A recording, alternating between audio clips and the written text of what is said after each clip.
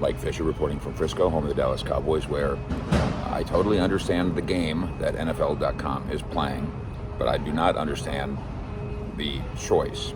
NFL.com has put together a piece entitled One Player from Each Team Who Could Make His First Pro Bowl. And of course, as it relates to the Dallas Cowboys, there's a couple guys that immediately pop to mind for me, and one of them isn't Tony Pollard. And yet that's who NFL.com tabs as that lucky, magical first-time guy. And this is contrarian thinking gone haywire. This is a continuation of this concept that Tony Pollard is somehow better than Ezekiel Elliott, which he isn't. Was he a yard per carry better last year? Yeah, but that doesn't make him a better football player.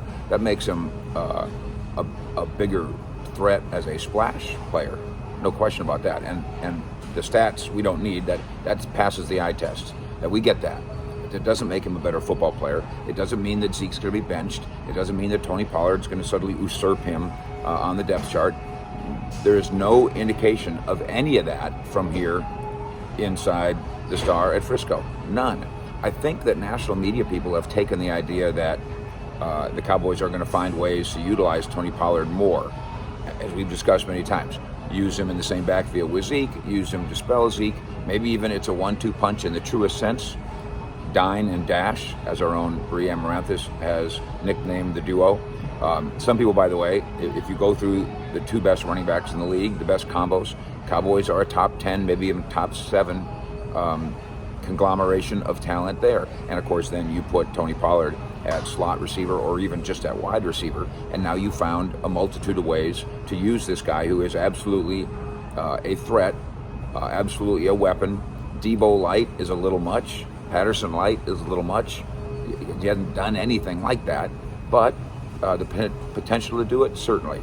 But going to the Pro Bowl for Tony Pollard, as cool as that would be, obviously, for him, that would mean not only does he go up and over Zeke, it also means he goes up and over or matches players, last year's Pro Bowlers, running backs off the top of my head. James Conner with magnificent numbers in Arizona.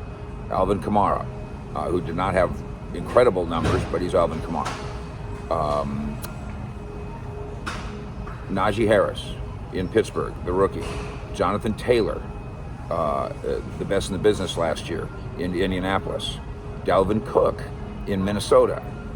Those are the kind of names that we're talking about. Joe Mixon.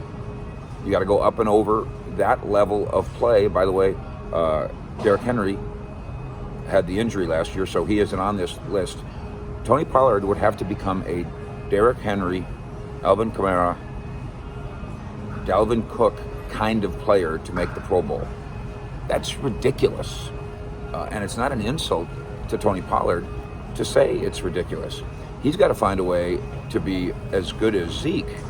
In fact, he'd have to find a way to be substantially better than Zeke for him to really make a Pro Bowl. The Cowboys' first-time Pro Bowler, if somebody had asked me, I think Jaron Kearse is an absolutely obvious answer for the Dallas Cowboys if you're going to pluck one guy out of there. I would put Osa on the list way ahead of Tony Pollard.